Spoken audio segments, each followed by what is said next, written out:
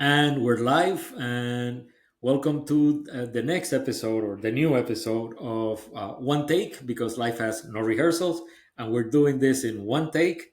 Today, I am absolutely thrilled. I am honored to bring Shai Gold. I've known Shai, I don't know, centuries since you were at least in Jackson Memorial. So we're talking about ages. I have known Shai through many evolutions from being the VP International of Jackson Memorial to, you're going to tell him, to the entrepreneurial part that you're doing right now in Santo Domingo. So it's been forever. I consider Shai a friend among, above everything else. And not only that, we've been business partners, we've been client and agency, everything. But above everything else, I consider Shai a friend. So Shai, the question that I'm asking everybody, I don't want the usual, tell me about yourself thing, right? So we have all seen, we have all been through this many times, where, like something changes. What defined you? Like if you look back, or even if you look, I don't know, like a week back, I don't know. What do you think defined your career professionally? Like what was that decisive moment?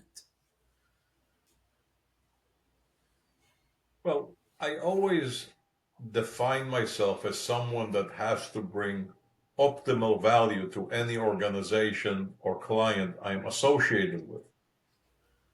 I think the defining moment was the internet revolution in the 90s, where I realized that things are going to move forward at an accelerated pace that we cannot even predict.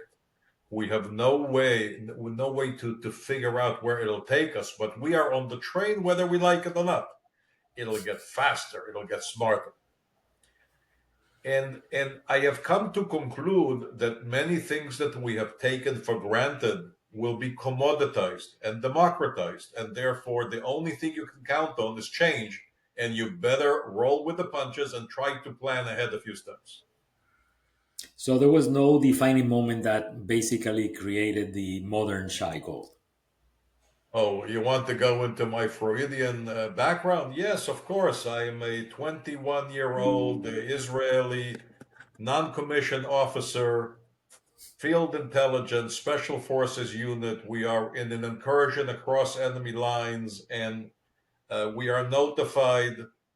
And by it's like 3 a.m. We are notified that we stepped into an unmarked minefield, and each one better look around to the best of they can. It's night. Only the aid of a full moon, and please try to find a rock. Stand on the rock or sit on the rock until we are evacuated. So that was a defining moment because, first of all, you're very scared.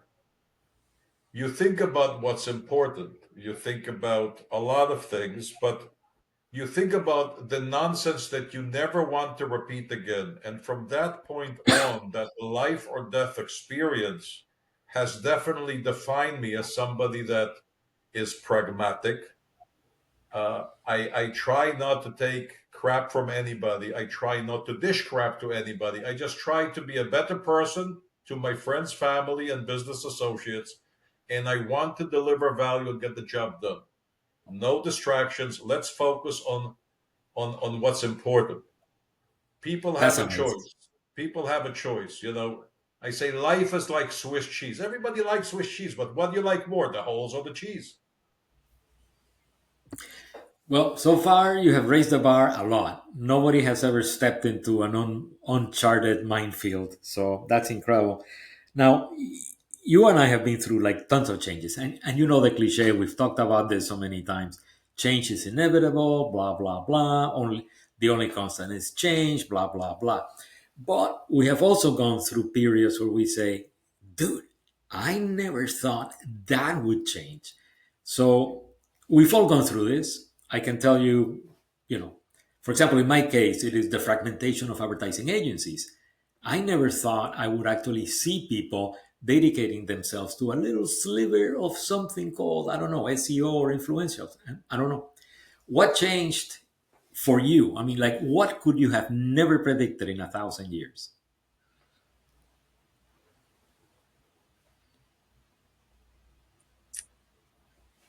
Uh, it's a complex question. I don't have a straight answer.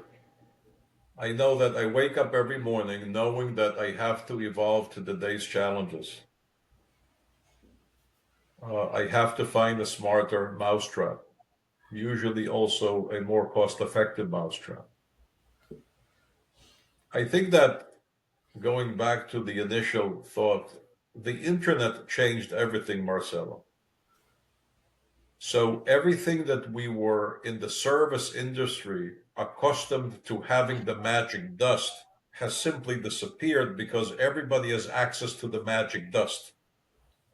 Everybody has access to information, and information is key in the service industry.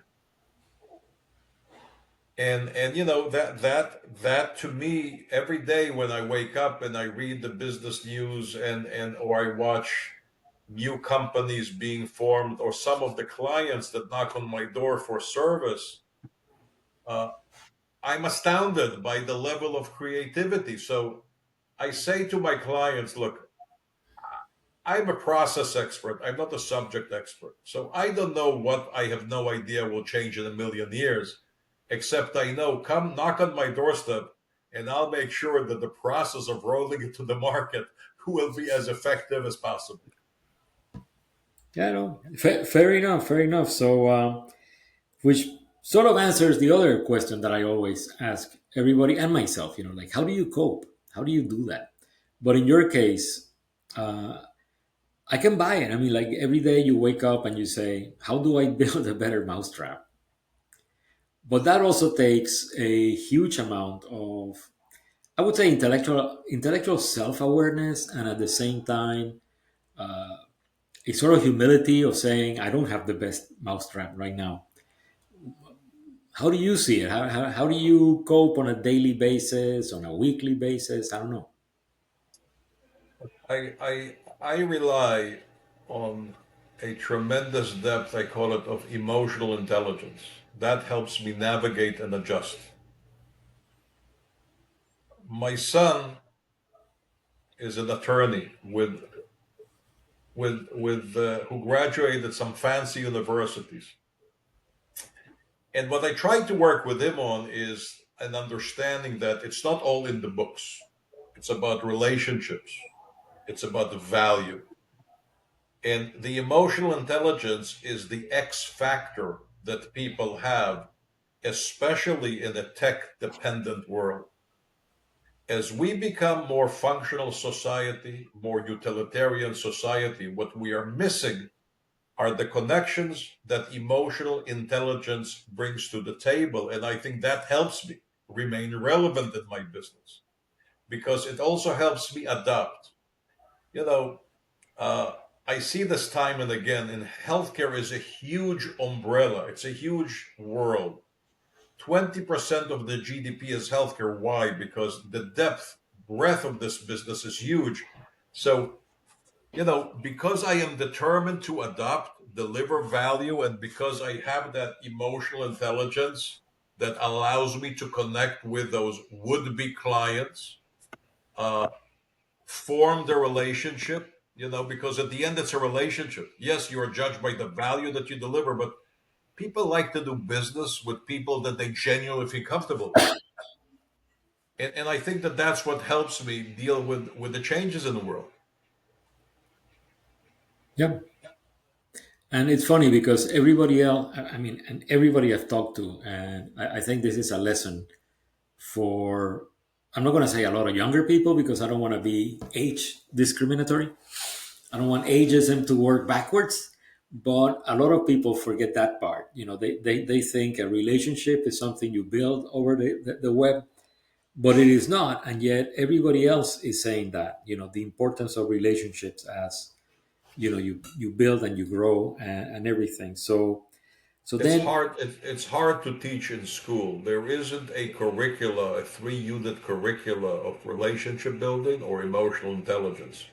However, I think that it's in most of us, and I think that it needs to be cultivated.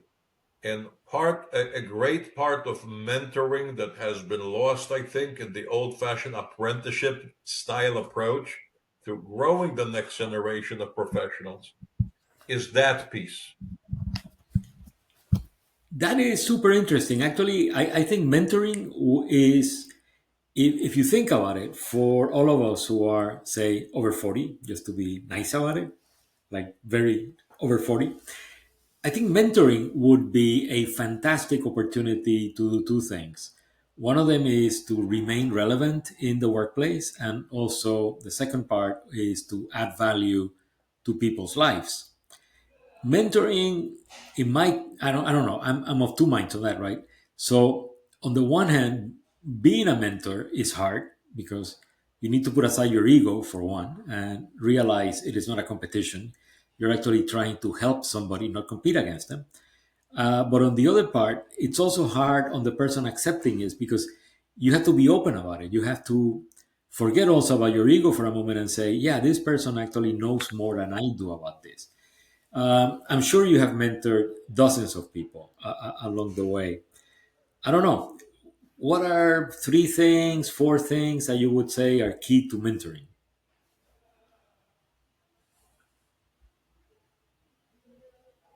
I think that if there are three things I try to impart on people that I mentor is bring value to the table by listening twice as much as you talk. Be attentive. Listening is a very important skill that is lost on us. Not everybody who says something is right, correct, or accurate. So when you are being mentored, do a lot of listening. The second thing, always look to create value. You have to be unique and valuable. If you're going on vacation, it doesn't mean that your job has come to an end. And don't put up an iron curtain. Solicit, invite your boss to continue and keep you in the loop, even if you're on vacation. So when you come back, you're not in a black hole and you have no clue where the company is. Now, I'm not talking about the creative arts where you're project based and you delivered your deliverable and off you go. I'm talking in the corporate environment, any professional services where you are part of a team. Don't build artificial limitations to your availability to your organization. Because if you are only 9 to 5er and somebody is 8 to 6er, guess who delivers more value? Yeah. Number three, communicate. Don't text message. Text messaging is very one dimensional and it can often be misinterpreted Yes. negatively. It's never interpreted. A misunderstanding means there's a problem. It doesn't mean I over understood. It means I understood the lesson, but you meant call. An old fashioned phone call does the job. If you adhere to these three basic tenets, I think that you will do better than the average Jack or Jill who will not adhere to these three tenets. I agree, and it brings to memory one of my favorite scenes of a movie that I have completely forgotten the title and everything, but it's this guy Machete, where the woman goes in and she goes, "You never call, you should text," and the guy goes, "Machete don't text." So yeah, it's one of those scenes that I absolutely love. So just to wrap up two things. One of them is you've told me about a lot of your plans, and I am not going to reveal them without you saying them. But what's going to change for you this year? Because I'm really excited about some of the stuff that you're doing in the DR. Okay, fair enough. So I'm very keen on the DR, Yes, and I really invite the audience to look into the DR. It's not only a fabulous destination for good value vacation, but there is a whole demographic in the US and Canada that can't afford to retire in their home country. And I think that the value proposition of the DR for American and Canadian retirees is simply unbeatable, and it's only 2 hours southeast of Miami.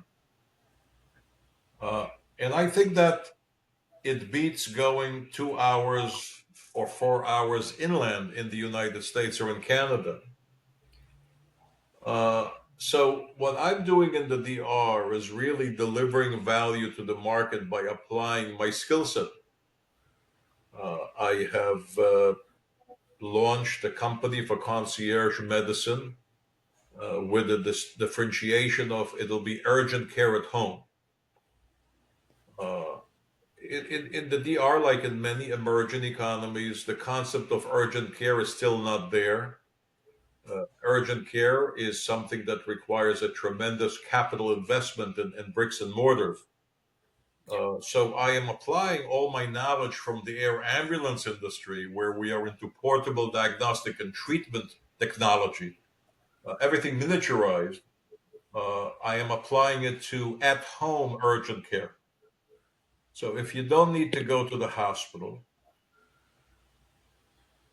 don't go to the hospital. Post-COVID, people don't like to go to the hospital. COVID has left a tremendous scar on our psyche, particularly for the elderly. We know that it's the last place we want to take an elderly person. So home health at a different level, not just the traditional home health, because that's commoditized.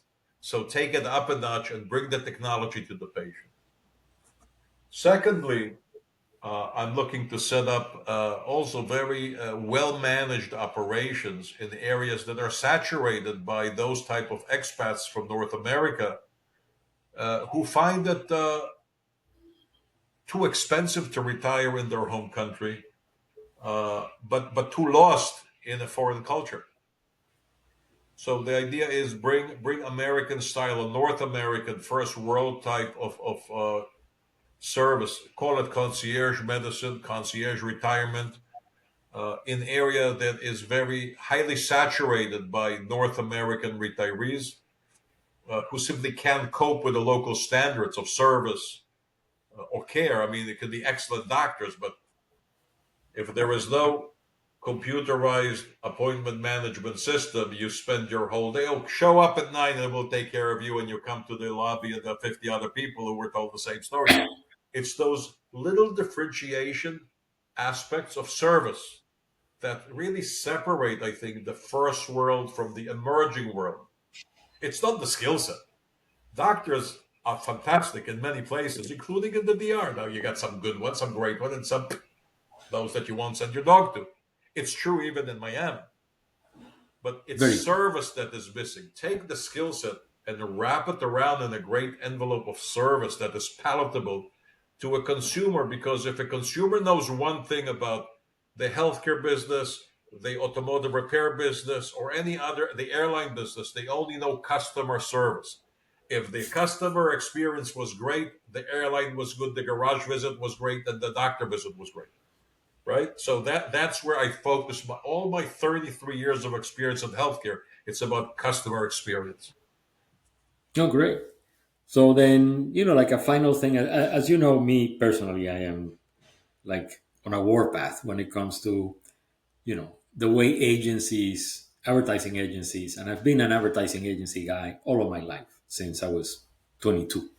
So all of my life. As you know, I really have a distaste for how advertising agencies treat people who turn 50 or even 55. I would tell CEOs many things, but this is not about me. If you were in front of a CEO of an advertising agency or the CMO of a large advertiser, and you could tell them one or two suggestions about how to improve hiring and how to treat people, uh, you know, uh, of a certain age, excluding swear words, which I would not want, what would you tell the guy, or what would you tell the I, woman in front of you? I will tell any CEO or HR manager that gray hair matters, that gray hair deliver values, judgment, and efficiencies because we already made the mistakes. It doesn't mean that we know it all. It means that we know a hell of a lot more than somebody that hasn't walked enough in the same pathway. And I think that businesses forgot about that. They forgot about it. Just like they stopped delivering customer service, just like the younger generation doesn't understand relationships and value. I think that HR managers have boxed themselves in a hiring culture where they shy away from people with experience and they call it, "Oh, you're overqualified." Marcelo, if companies, agencies, hospitals will focus their hiring on people who are 60 and older, their businesses will run more efficiently. I guarantee, as a turnaround expert, you can probably shave off 10 to 15% of your operating process cost if you hire more experienced people, because they will make less mistakes. It's math. Right. No, no, I absolutely agree. We have made the mistakes, and we Now, have the scars to prove it. we are guilty as we age, as we mature, we are guilty of losing some of those free flowing creative juices. Yes, at 65, I have 33 years of system, which makes me a process expert, but I know squat about what are the trends, and all those other things. So, therefore, that combination of mentoring, of combining the old and the young, of blending the two fine olive oils, together into a great product. That's what's missing. And that's what I would tell any CEO and any HR director. Great. Well, thank you very much, Shai. I really appreciate it. I look forward to having lunch with you next week or something. Uh, there's a lot of other stuff that we need to talk about, but I really, really thank you for being our guest in one take. And as you know, it's a battle, and I don't think we're. This is not about winning or losing. It's about just fighting and fighting and fighting Of against age course. discrimination. So, thank you very Yes. much.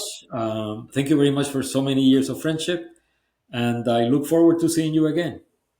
Thank you, Marcelo. And it's an inspiring movie for all your viewers to watch. And the HR managers is The Intern with Robert De Niro. Yes, thank you. Bye bye, Shai. Bye.